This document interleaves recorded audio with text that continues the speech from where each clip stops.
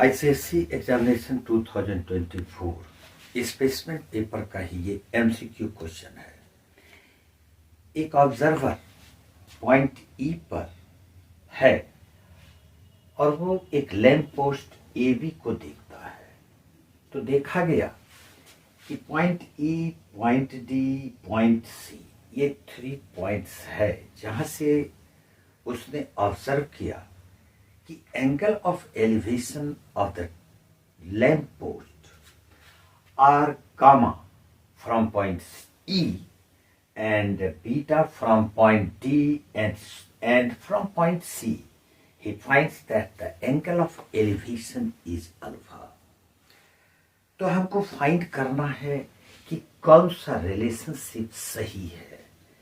10 alpha is greater than 10 beta, 10 beta less than 10 gamma, 10 gamma greater than 10 alpha और 10 alpha less than 10 beta. ये MCQ का question है लेकिन solve करना होगा। हम लोग मान लेते हैं कि ये जो लैंप पोस्ट है इसका कुछ तो हाइट होगा, तो उसको हम लोग ए यूनिट्स मान लेते हैं। और ये बीसी जो डिस्टेंस है सी पॉइंट से लैंप पोस्ट का डिस्टेंस को कुछ मान लेंगे, बी मान लेते हैं। और ये सीडी को सी मान लेंगे और ये डीई को डी मान लेंगे। कुछ भी मान सकते हो, एक्स वाई जेड कुछ भी मान लो, इससे कोई अंतर पड़ने वाला नहीं है। सबसे पहले हम लोग 10 अल्फा फाइंड करते हैं। तो 10 अल्फा जैसा हम जानते हैं टी रेशियो से 10 alpha equal to perpendicular by base. तो 10 अल्फा इस एंगल के लिए परपेंडिकुलर ए और बेस बी हो जाएगा, यानी ए बाय बी हो जाएगा। अब 10 बीटा क्या होगा? तो 10 beta equal to perpendicular by base, perpendicular constant रहेगा यानी ए रहेगा, लेकिन बेस इसके लिए बीटा एंगल के लिए इसका बेस बी प्लस सी हो जाएगा। तो ए बाय बी प्लस सी लिखते हैं। और फिर 10 गामा, 10 गामा के लिए परपेंडिकुलर तो ए ही रहेगा यानी ए बाय, और इसका बेस हो जाएगा B plus C plus D, B plus C plus D.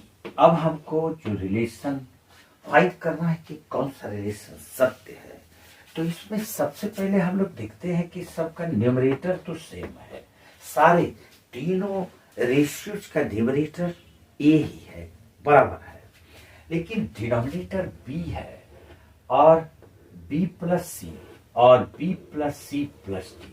तो चूंकि b लेस देन होगा b प्लस सी से और b प्लस सी लेस होगा b plus C plus D से, अगर डिनोमिनेटर बड़ा हो तो वो फ्रैक्शन छोटा होगा।